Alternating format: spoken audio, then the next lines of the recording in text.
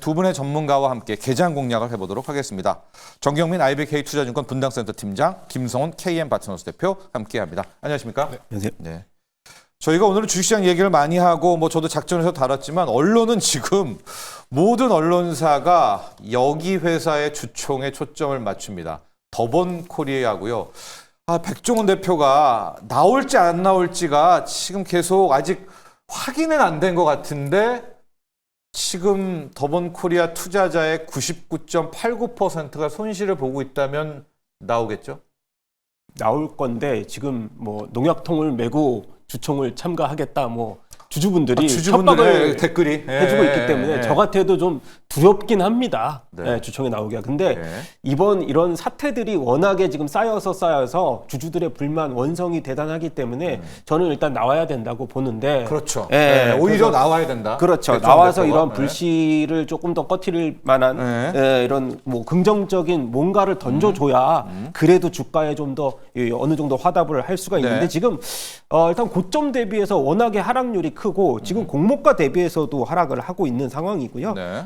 그리고 지금 보면은 워낙에 외식 업종들의 분위기가 안 좋다 보니까 어찌 보면은 이제 더본코리아의 브랜드에서 백다방만 이제 이 창업보다 폐업이 좀 줄었지. 연돈 볼카츠라든지 네. 새마을 식당 브랜드들이 워낙 많은데 지금 창업 수보다 폐업 수가 워낙 많은 상황이라서 사실 이런 그 흐름들을 봤을 때는 어느 정도의 이제 이 매출, 일단 작년 매출을 보니까 매출이 4,600억 수준, 예. 그리고 영업이익이 360억으로 40% 증가했습니다. 이 더본코리아의 이 브랜드 가치는 높아졌을지 언정 지금 전반적인 속내는 굉장히 썩어 문드러지고 있는 예. 그런 상황이라서 현재로서는 이 백태표의 지분이 한 61% 정도 보유를 하고 있고 이번에 이제 이 배당률이 시가 배당률 한 1% 정도인데 지금 연봉 수령액으로 8억 그리고 배당금 수령을 한다고 하면 17억의 배당금을 이 백종원 대표가 받는 상황입니다. 네. 이렇게 지금 주주 상황은 안 좋을지언정 그래서 저는 이번에 주주총회에서 본다면 사실 나와서 주주 환원 책이라든지 아니면은 일단 R&D 비용에 대한 증가. 최근 들어서 보니까 문제가 이 관련 업계 대비해서 R&D 비용이 현저하게 줄었어요. 그래서 지금은 TV를 많이 해서 TV 출연을 많이 해서 홍보할 때가 아니고 네네. 본업의 사업 가치를 높이기 위한 전략들을 주주총회에서 어느 정도 살려놓고 그런 흐름들을 홍보를 다 추후에도 늦지 않거든요. 그래서 네. 그런 부분들에 대한 가치를 좀 더 높여야 되지 않을까라고 싶어서 이번 주주총회에서 나와 주셔서 네. 그런 부분들을 좀 해결을 해주자. 저 이렇게 말씀을 드려보고 그렇습니다. 싶습니다. 오히려 우리 김성훈 대표는 나오는 게 참 그러니까 누구나 두렵죠. 지금 이런 상황에서는 그렇죠. 워낙 막 글들도 수위가 높은데 나오고 반전 카드를 좀 그래도 갖고 나와야 되겠죠. 그렇죠. 주주 환원이라든가 이런 부분까지도 함께 해달라. 왜냐하면 이제 더본코리아에 너무나 이게 좀 경제가 아니라 사회 이슈까지 돼가지고요. 아니면 프랜차이즈 주식은 다시는 상장하면 안 된다. 이런 이야기가 커져가지고 더본코리아 얘기 한번 다뤄봤고요. 정경민 대표와는 출산주도 보도록 하겠습니다. 네. 아기 울음소리가 작년에 정말로 다행히도 커졌죠. 출산율도 그렇고 또 아이도. 출산주들을 지금 타이밍 한번 가볼까? 이런 것도. 이게 이제 더 이상은 테마가 아니라 바닥 짚고 올라간다면 출산주 어떻게 보십니까? 아직까지는 아니가? 그런 훈풍이 이런 종목들, 이런 좀 작은 어떤 시장의 비중을 차지하는 이런 쪽까지 연결되기에는 조금 시기상조가 아닌가 개인적으로 이렇게 좀 생각을 하고요. 제가 볼 때는 요즘에 이제 한 종목 그냥 낭중지추 같은 종목이 하나 있었죠. 네. SMG엔터. 네. 그게 이제 큰 폭의 상승을 보이다가 최근에 좀 조정을 좀 보이다 보니까 네. 이제 그 관련된 뉴스도 많이 나오더라고요. 일본에 진출하고 이런 출산 장려제까지 연결이 되고 약간 이제 그런 쪽에서 좀 이렇게 촉발이 되어서 이제 연결이 되는 이제 이런 흐름이 나오지 않았나 좀 생각이 들고요. 그리고 이제 제 가장 친한 절친 중에 누구나 이름만 대면 알만한 이런 아동복 가업을 이어받아서 아동복을 하는 예. 친구가 있는데 네. 요즘에는 이제 예전과는 다르게 이런 적정 재고 수준 이런 개념 자체도 굉장히 이제 아직까지는 없어졌다라고 하더라고요. 그런 면에서 봤을 때는 이게 이제 피부로 느껴지기까지는 상당한 시기가 좀 걸릴 것 같고 제가 보기에는 그냥 이 쌈지 엔터 혹은 이런 좀 컨텐츠들 이런 쪽, 그러니까 이 아동과 또 캐릭터 관련된 이런 쪽에서의 어떤 반등 이런 것들을 좀 시장에서 기대하는 쪽의 그런 뉴스가 아니었나라고 좀 냉정하게 보고 싶고요. 이게 좀 피부로 느껴질 때 쯤 된다라고 하면 그리고 여러 가지 이제 뭐 새로운 뭐 정책이나 이런 것들이 나온다라고 하면 그때 좀 다시 정립될 가능성이 좀 있어 보인다 말씀드릴 수 있겠고 아직까지는 시장이 지금 뭐 12조, 13조 이런 뭐 거래대금 있는 시장에서 이런 뭐 출산 뭐 장려책 이런 데까지 시장이 좀 관심을 둘 리는 저는 크지 않다라고 봅니다. 그래서 제가 조금 이제 냉정하게 말씀을 드리자면 뭐 최근에 시장에 관심을 보였었던 이 종목에 따른 이제 그런 좀 연관된 뉴스다 이렇게 좀 보시면 될 것 같고요. 반등 가능성은 좀 있으니까 뭐 꾸준히 뭐 이 종목은 뭐 관심이 있으신 분들은 지켜보셨으면 좋겠다라는 말씀도 좀 덧붙이도록 하겠습니다. 네, 출산주 뭐 아직 멀었다. 네. 뭐 이렇게 정리를 해보도록 하겠고요. 두 분의 개장 키워드 열어보도록 하겠습니다. 김성훈 대표의 봄 시즌 개막, 정유민 팀장의 관세로 길들이기입니다. 자, 김성훈 대표 봄 시즌 개막 네. 해볼까요? 일단은 뭐 지금 글로벌 관세 리스크에 조금 무관한 종목들이 봄 시즌과 관련돼서 굉장히 엮여진다면은 굉장히 좋은 투자처가 될 것 같아서 저는 말씀을 드리는 건데 가장 특징은 뭐냐면 봄 하면은 떠오르는 키워드가 프로야구도 있고요. 네. 문화에 대한 공연, 대외 활동, 그리고 식욕에 대한 증가 이런 것들이 많이 엮여진다면은 투자에 대한 하나의 아이디어로서 작용을 하는데 지금 보니까 가장 첫 번째 제가 프로야구를 말씀을 드려야 될 것 같아요. 네. 저도 컴투스 막 어제 그렇죠. 네, 네. 컴투스의 이제 우리가 이제 이 SPC 삼립이라고 크보빵 저도 크보빵을 한 10개 정도 크보빵. 샀는데 네. 하나 네. 팬이라서 네. 근데 크보빵이 작전을 잘 짠 게 제가 하나 빵의 브랜드를 사더라도 그 하나 선수가 없어요. 삼성 선수가 나온다고 그래서 제가 그래서 10개를 산 거거든요. 네. 그러면서 매출에 대한 증대폭도 굉장히 많이 열려 있어서 저는 이번에 국진이 빵 그다음에 뭐 이 포켓몬 빵을 이어서 대세가 될 게 이 크보빵. 크보빵의 어원을 아시죠? 네. KBO를 그냥 맞아요. 크보라고 크보. 읽어서. 네, 예. 네, 네. 그래서 지금 보면은 어저께 제가 나온 영화를 한 편 봤는데 극장에서 네. 문화의 날 수요일인데 이병헌 씨가 출연한 바둑 영화가 있어요. 승부라는 영화에서 이병헌 씨가 그 담배를 끊으면서 뭘 하나 드시더라고. 그게 이제 롯데의 밀크 카라멜이라고 우리 예전에 다 아시죠. 예. 그래서 롯데 웰푸드도 이런 그 중국의 한알령이 해제가 되면서 OTT에 대한 전략까지 한다면은 이런 이 뭐랄까요 PPL 전략까지 우리가 전체적으로 본다면 음식료 업종, PPL 이에요? 화장품 PPL이죠. 아, 예. 밀크 카라멜 지금도 나오고 있거든요. 예. 편의점에서. 그래서 그런 여러 가지 투자 아이디어를 종합해서 볼 때 한한령과 관련된 수혜주, 봄 시즌 개막, 대외 활동 증가 거기에 따라서 이제 이 의료, 이 관광 수요 중국에서 그러면 시술 수요가 많잖아요. 그래서 휴젤의 이 매출 증대율도 굉장히 넓게 본다면은 이런 한한령 수혜주도 이 관련돼서 이 시술에 관련된 이 미용까지 우리가 확대해서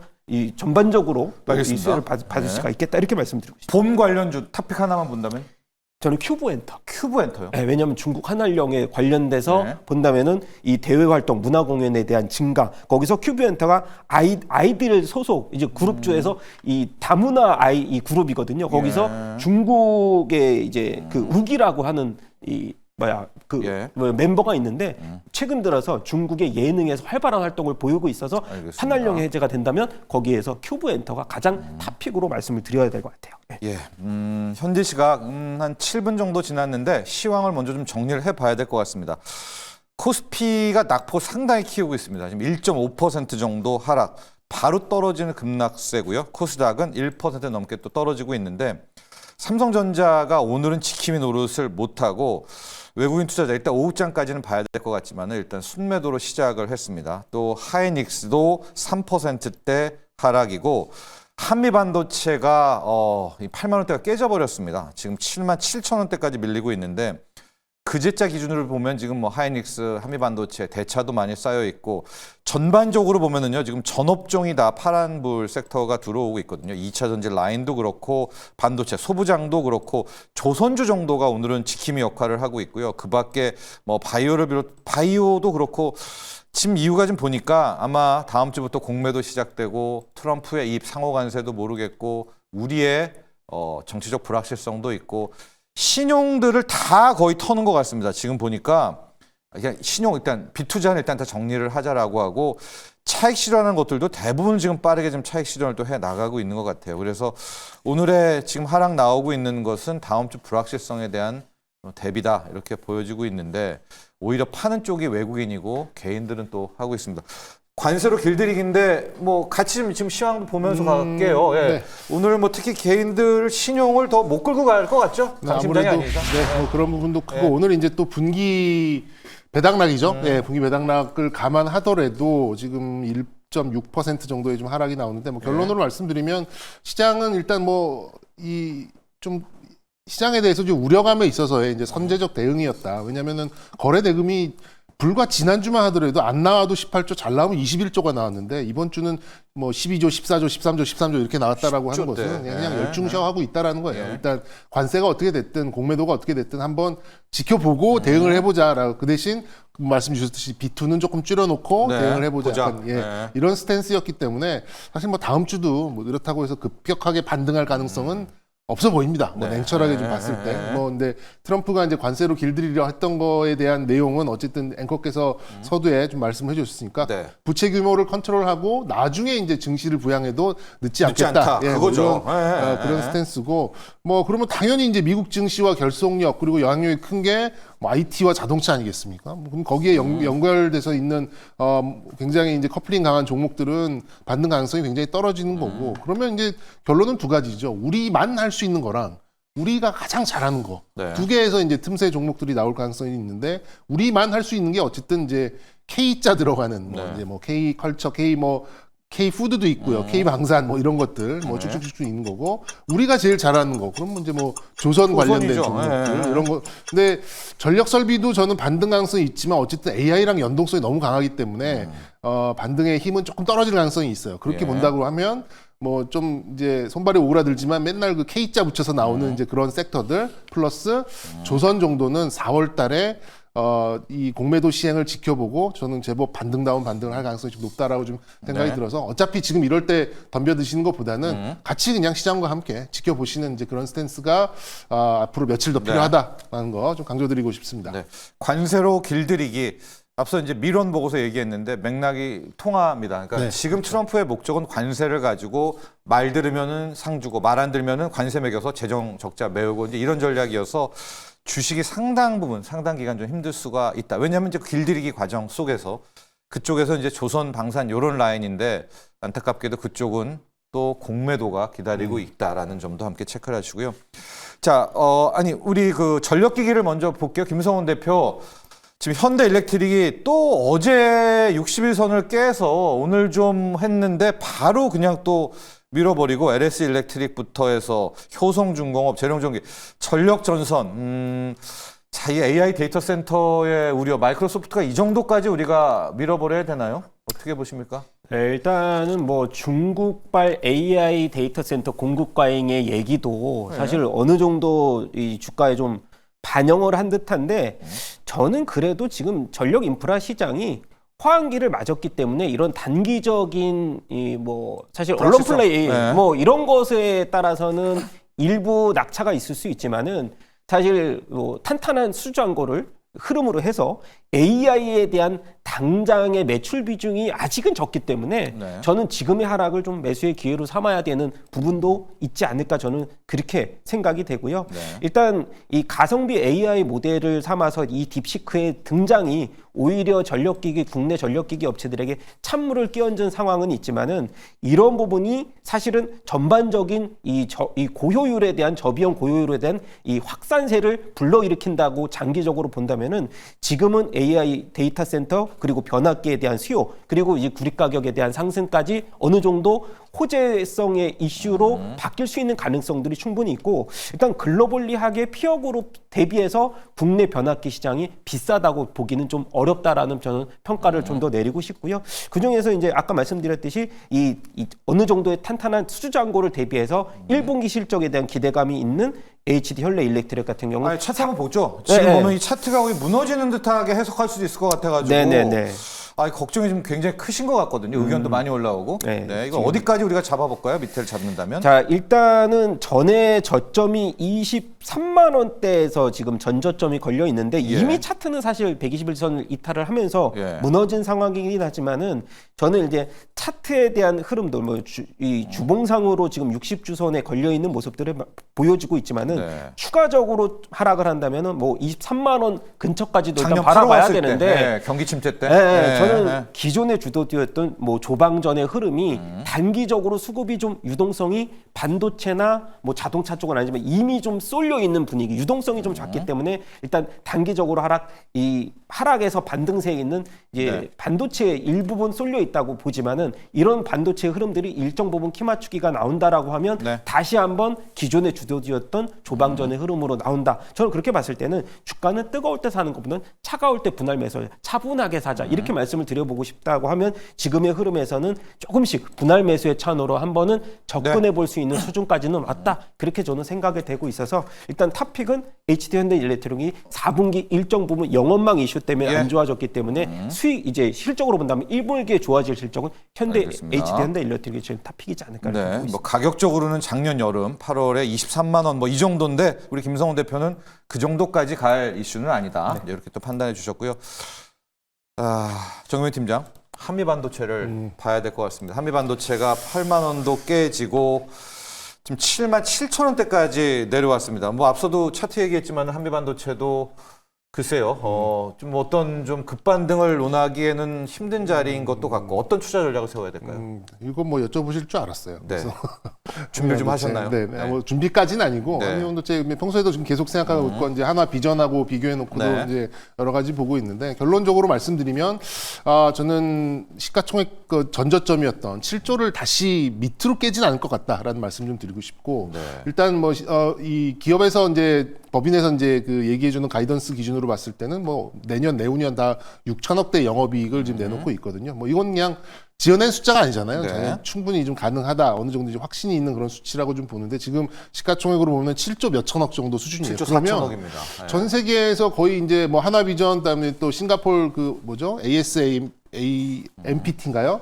그것들이 벤더로 들어온다 하더라도 상당히 이런 과점적인 지위에 있는 기업치고는 밸류가 굉장히 낮은 수준이죠. 뭐 5천억, 6천억 정도 버는 기업의 시가총액이 지금 이제 7조 남짓이라면 그렇게 본다면 지금은 어쨌든 이제 심리적으로 AI나 뭐 자동차나 이런 것들이 이제 미국 시장에 의해서 이제 심리가 좀 깨지는 이제 그런 상황에 있습니다만 뭐 전저점 같은 경우에는 이제 뭐 뺏길 것이 한화에 뺏길 것이다 뭐 약간 극단적인 이제 그런 상황에 나와 있는데 지금은 이제 멀티플이 재조정되는 이제 그런 구간이라고 생각이 들고 개인적으로 봤을 때는 회사에 이제 실적이 있기 때문에 이게 이제 1분기, 2분기 실적으로 뭔가 증명이 된다라면 다시 돌아 나올 수 있는 가능성은 있는데 말씀드렸듯이 급반등의 가능성은 높지 않다라는 얘기죠. 지금 이제 옛날 같이 독점 기업이었을 때 이제 20조 가까이 갈 때는 거의 뭐 한 50배 정도 줬을 거예요 멀티플을. 네. 근데 지금은 이제 멀티 벤더가 될 수 있고 될 가능성이 높아졌기 때문에 그 정도까지는 아니더라도 지금은 이제 장비주 치고도 너무 평범한 이제 그런 멀티플과 이제 밸류를 좀 적용받고 있기 때문에